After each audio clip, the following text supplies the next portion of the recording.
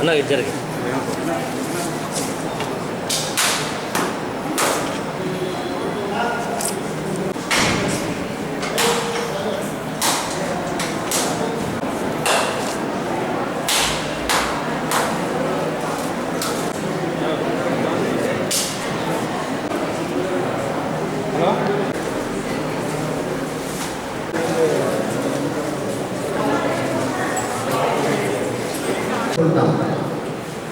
మన దేశంలో వైద్య రంగానికి ఎనలేని సేవలు అందించిన ప్రముఖ వైద్యులు డాక్టర్ పిసి రాయ్ గారి జన్మదిన వేడుకనే ఈ డాక్టర్స్ డే. జాతీయ వైద్య దినోత్సవ ఉత్సవాలు ఈరోజు మనం మన ఎంసీఎస్ టీచర్తో జరుపుకుంటున్నాం.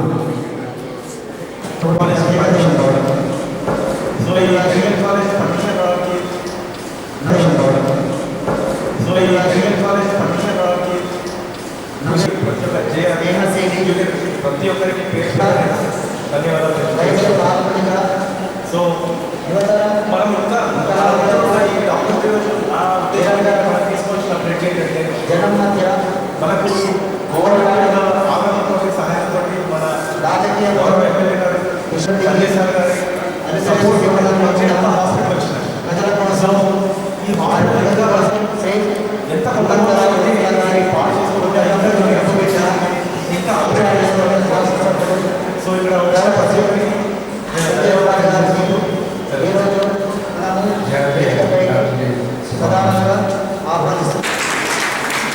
అంటే మనం ఈరోజు డాక్టర్స్ డే సెలబ్రేట్ చేసుకుంటామంటే డాక్టర్ ఉదయ్ చంద్రరాయ్ అయితే ఆయన డాక్టర్గా పేద ప్రజలకు కానీ మెడికల్ శ్రమిస్తూ వైస్ ఛాన్సలర్గా ఎంసీ చైర్మన్గా మన వైద్య విభాగం చేసిన దాని తర్వాత రాజకీయంగా కూడా ఆయన అనేక సేవలు అందించారు. దాదాపు విద్యుత్తు రోడ్లు కావాలనే అవసరంతో ఫస్ట్ ఇవన్నీ ఇంప్లిమెంట్ చేయడం జరిగింది. దాని తర్వాత ఉచిత విద్య వైద్యం ఈ రెండింటిని ఈ 5ని ఆయన ఇంప్లిమెంట్ చేస్తూ కలకత్తాను చాలా డెవలప్ చేశారు. దాని తర్వాత ఆయన సేవలు గుర్తించి మనకు కేంద్ర ప్రభుత్వం ఆయనకు భారతరత్న బిరుదును అవార్డు చేయడం జరిగింది. కాబట్టి ఆయన జన్మదినాన్ని పురస్కరించుకొని 1991లో మన కేంద్ర ప్రభుత్వాన్ని డాక్టర్స్ డే ఈరోజు ఆయన డాక్టర్ డేగా సెలబ్రేట్ చేసుకోవాలని నిర్ణయించడం జరిగింది. అంతవరకు బాగానే ఉంది. అయితే చాలామంది విశేషత్తులను ఎన్ని విశేష చెప్పినా ఈ డాక్టర్లకు తప్పలేదు. ఎందుకంటే వాళ్ళు చేసే సేవలు అలాంటివి. దాదాపు 24 గంటలు రాత్రి పగళ్ళు కష్టపడుతూ ప్రతి రోగికి తనకు తోచినంత వైద్యం అందిస్తారు, అనేక ప్రాణాలు కాపాడుతారు. కాబట్టి వైద్యుల గురించి కానీ వైద్యం గురించి కానీ వాళ్ళ సేవల గురించి ఎంత చెప్పినా తక్కువే. ముఖ్యంగా మన కోవిడ్ పాండమిక్లో ప్రత్యేకంగా ప్రభుత్వ వైద్యులు చేసినటువంటి సేవలు చాలా గొప్పలు. అవి వెలకట్టలేవు. ఎందుకంటే ఎంతోమంది ప్రాణాలు కాపాడారు. వాళ్ళ ఇంట్లోకి పోకుండా పిల్లల్ని వదిలేసి ప్రభుత్వ ఆసుపత్రులే నుండి రాత్రి పగలు వాళ్ళు కష్టపడి సేవలు అందించడం జరిగింది. అయితే వాళ్ళ బాధలు వేరే వాళ్ళకి తెలియదు. ఎందుకంటే వాళ్ళు కోవిడ్ వాళ్ళు ఉన్నప్పుడు పీపీఈ కిట్స్ వేసుకుంటారు, ఫేషియల్ మాస్క్ వేసుకుంటారు, డబుల్ గ్లవ్ వేసుకుంటారు. అవి వేసుకున్నప్పుడు ఆ చెమటలు, ఆ వేడి ఎంత బాధ ఉంటుందో వేరే వాళ్ళకి తెలియదు. ఈ రకంగా అన్ని రకాలుగా ఎంతోమంది లక్షల మంది ప్రాణాలు కాపాడే వాళ్ళు మన ప్రభుత్వ వైద్యులు. అందుకే మన ప్రభుత్వ వైద్యులకు ప్రత్యేకంగా అటు మన ప్రధానమంత్రి కానీ మన రాష్ట్ర ముఖ్యమంత్రి కానీ ఎన్నోసార్లు అభినందనలు తెలియజేయడం జరిగింది. అయితే ఈ కోవిడ్ విషయానికి వస్తే దేవుడు జన్మనిస్తే వైద్యులు పునర్జన్మ ఇస్తానంటారు. కాబట్టి ఈ పునర్జన్మలకు నేను ఒకటే ఒక ఎగ్జాంపుల్ చేసి చెప్తాను. అది ఎవరో కాదు, నేనే. మొదట నాకు లాక్డౌన్ పీరియడ్లో జూన్ నెలలో మొదటి వేవ్లో నాకు కొద్ది జ్వరం వచ్చినట్టయింది. అయితే నేను నా బర్త్డే ఉండి నేను హైదరాబాద్ రమ్మని మా డాక్టర్ పిలిచారు. వాళ్ళు అక్కడ ఐసోలేషన్ కాదు, వాళ్ళు దూరం ఉంటే బాగుంటుందని ఒక ఫామ్ హౌస్లో ఉంచాను. అయితే నేను రానని చెప్పిన బలవంతం చేయడం వల్ల నేను అక్కడికి వెళ్ళాను. వెళ్ళిన తర్వాత నాకు కొద్దిగా ఫీవరిష్గా అనిపించింది.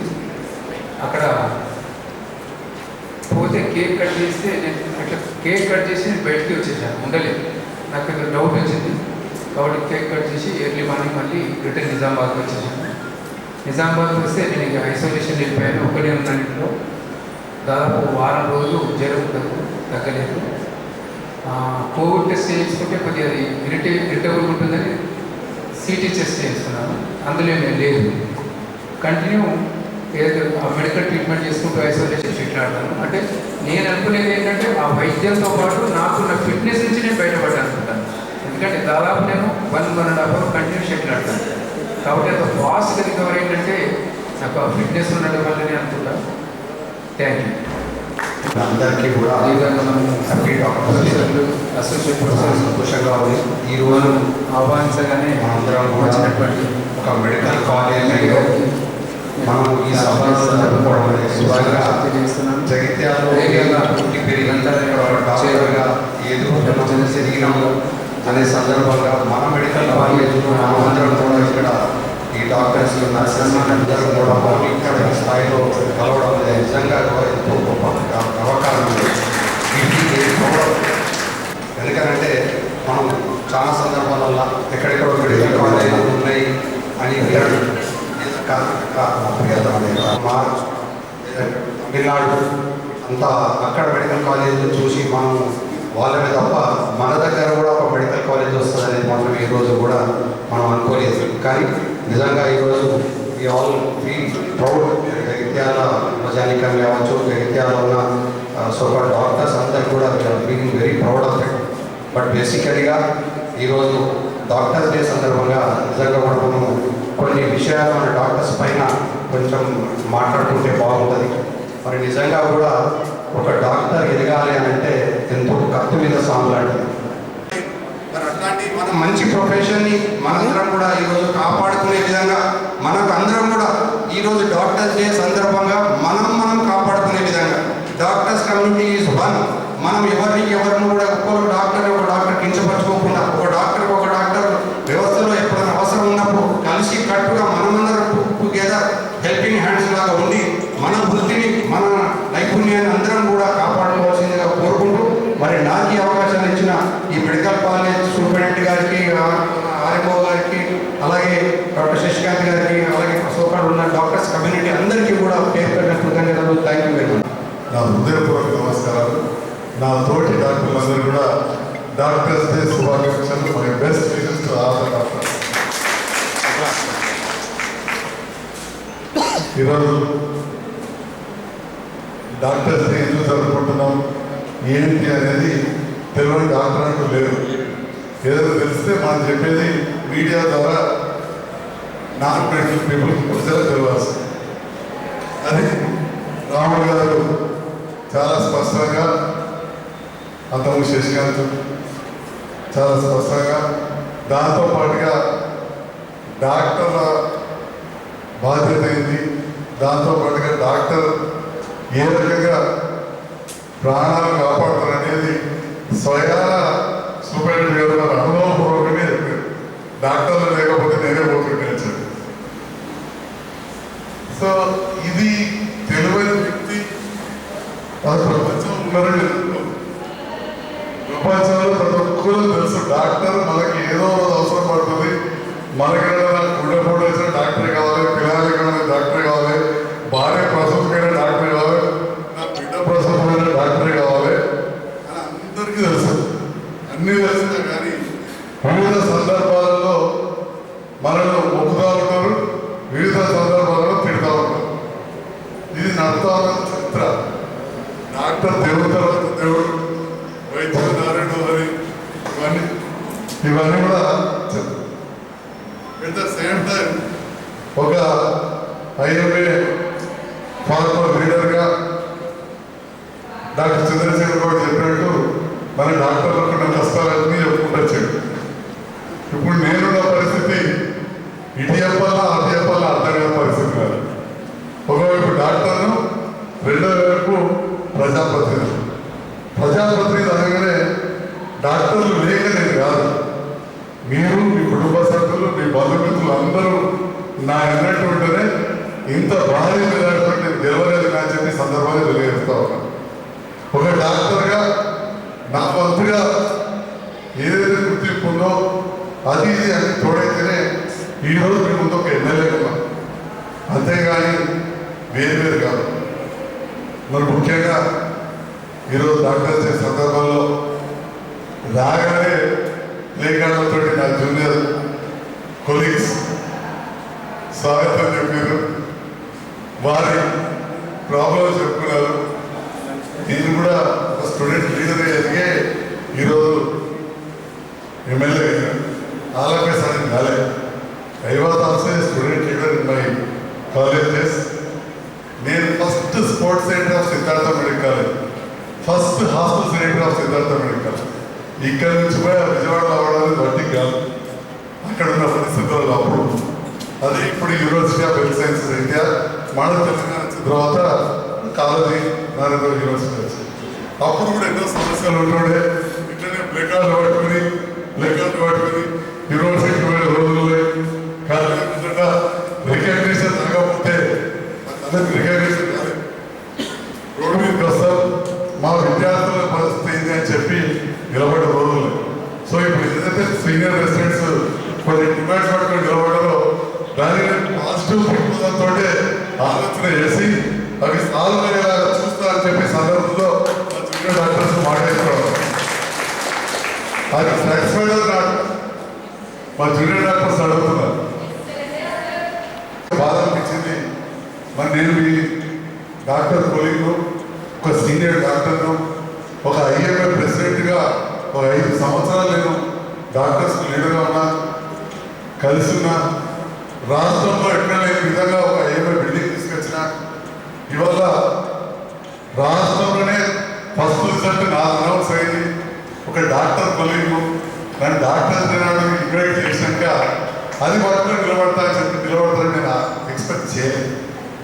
ఎక్స్పెక్ట్ చేసినా వస్తుంటే మీతో మాట్లాడుతుంటే మీరు నిన్నంటే ఒక రోజు లేదు, మొన్న మాట్లాడుతుండే, అన్న ముందు మాట్లాడుతుండే, నాకు చెప్తే నేను నిన్ననే మాట్లాడుతుండే కలిసి. మరి అలా రాకుండా ఇవాళ డాక్టర్స్ తేనాడు వచ్చి అట్లా నిలబడడం అనేది మనకంత మంచిది కాదు. You're not students any more, you're senior residents, you're post graduate doctors. మరి నేను కూడా ఒక ప్రజాప్రతినిధిగా ఉండి ప్రజలకు మరి డాక్టర్స్ సేవలు అప్పుడప్పుడు అందుతలేవు అనేది నాకు రోజు ఫోన్లు వస్తుండే. ఆ ఫోన్లు వచ్చిన సందర్భంలో మీ సూపరింటెండెంట్ గారికో ఆర్ఎంఓ గారికో కన్సల్ట్ డాక్టర్కి ఫోన్ చేసి కొంచెం చూడండి ఆ పేషెంట్ అని చెప్పినా కానీ నేను ఇంటర్నే రోజు వచ్చి ఏ డాక్టర్ ఉన్నాడు, ఏ డాక్టర్ అటెండ్ అయ్యలేరు, ఏ టైం ఉంటుందని చెప్పి మరి నేను ఇక్కడ కావాలి కాస్తే మీ సగం మందికి అటెండెన్స్ అడగకపోవచ్చే మాత్రం ఈ సందర్భంలో తెలియజేస్తున్నాను. మరి ఆ విషయాన్ని గుర్తుపెట్టుకున్నారా? ఒక డాక్టర్గా 30 సంవత్సరాల నుంచి వైద్య వృత్తుల డాక్టర్గా మీ పక్కనే నా డాక్టర్ ఉంటుంది. ఎంతమంది డ్యూటీ ఏ టైంకి వస్తున్నారు ఒక్కసారి మీ గుండె మీద మీరు చేసుకొని చెప్పగలుగుతారా? మీరు ఐదర్ సీనియర్ రెసిడెంట్స్ ఏ టైంకి వచ్చారు, ఏ టైంకి పోయారు, రోజు ఎంతమంది పేషెంట్లు ఉన్నారని చెప్పి ఇంకా 70% ఆఫ్ డాక్టర్స్ ఏ స్థాయిలో సర్వీస్ చేసారో మీరు ఒక్కసారి గుండె మీద చేసుకొని చెప్పగలుగుతారా?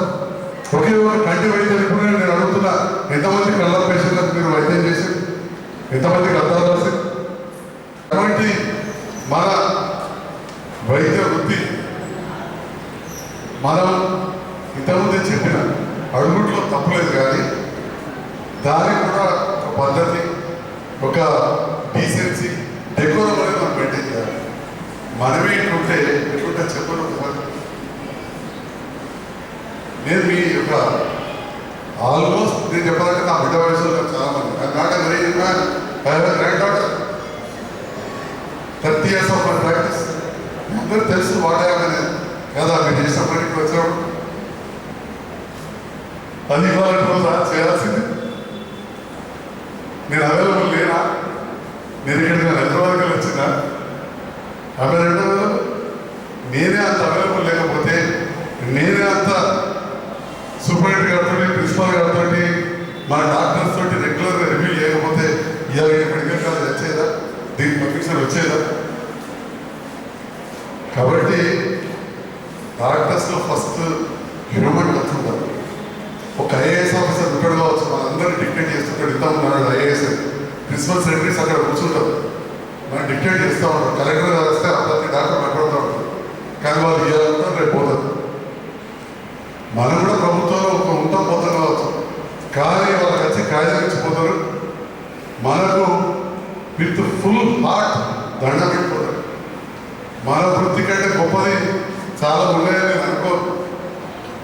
మన నువ్వెందుకు రాజకీయాలు అని చెప్పి అడగలుచున్నారు, ఇంత మంచి కూర్చున్నారు. But because of that event today I'm continuing this profession. I'm in this profession.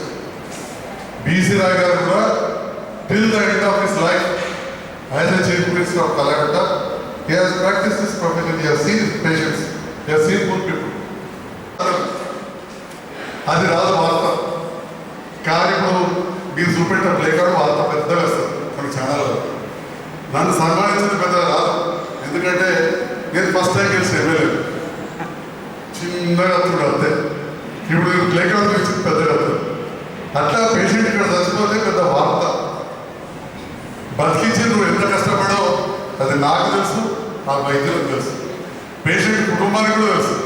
అది రాదు వార్త.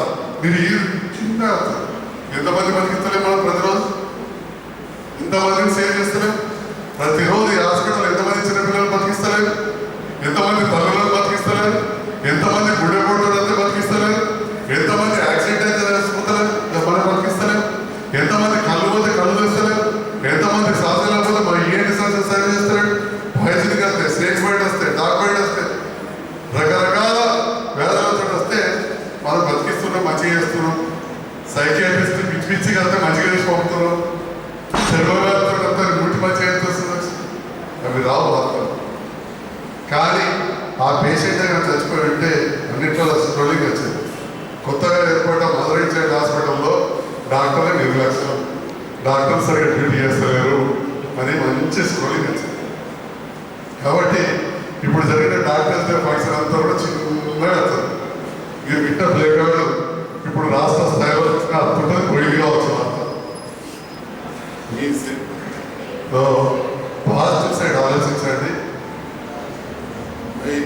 వన్స్ అగైన్ పాజిటివ్ సైడ్ ఆలోచించే వ్యక్తి నేను. మీరు ఏంటన్నా please think in a positive way. ఇప్పుడే జూనియర్ డాక్టర్స్ ఇంత తొందరపడితే 3 నెలలు ఎక్స్ట్రా చేయమంటే 3 నెలలు స్టైఫండ్ కింద బాధపడతాం. ఇవాళ morning I want share my issue with all of you. ఈరోజు ఒక సీనియర్ డాక్టర్ కాన్ఫరెన్స్ పోయింది, అక్కడ పలానా హాస్పిటల్ నాకు చెప్తే ఆ హాస్పిటల్లో మన కరీంనగర్ చెందిన ఒక సీనియర్ డాక్టర్ కొడుకు 3 years ఉండే లీడింగ్ ఆర్థోపెడిక్ సర్జన్ సింగర్. ఇక్కడ విపరీతమైన ప్రాక్టీస్ ఉంటే చాలా మంది కొడుకుని ఎప్పుడు తీసుకురామంటావా? లేదు, గెట్ మోర్ అండ్ మోర్ అని చెప్పి అక్కడ వస్తే ఇక చాలా ఉన్నత స్థితిలో పోయింది. ఇక ఓపెన్గా చెప్తా, అలాగే నాకు నరారి చెప్పి గంగా హాస్పిటల్ నేను చెప్పిన నరారి నీ కొడుకును అట్లాంటి హాస్పిటల్లో ఇలా పోయినట్టు కాదు, మంచి చాలా పెద్దది, నీకు బాగా బిజీ ప్రాక్టీస్ ఆయన దగ్గర కూర్చోబెట్టమని చెప్పిన. అంటే డాక్టర్ శ్రీధర్రావు గారు అయితే గవర్నమెంట్ డాక్టర్ వచ్చింది అని నేను చెప్పిన. నేను కూడా వీటికి వచ్చేకంటే ముందు కొన్ని నెలలు ఫ్రీగా ఒక చారిటీ హాస్పిటల్లో పనిచేసి ఫ్రీగా సిబిఎం హాస్పిటల్, మిషనరీ హాస్పిటల్ విలువలు ఫ్రీ హాస్పిటల్ నాట్ ₹1 రెన్యువరేషన్ తీసుకుని వాళ్ళు ఇస్తామన్నారు.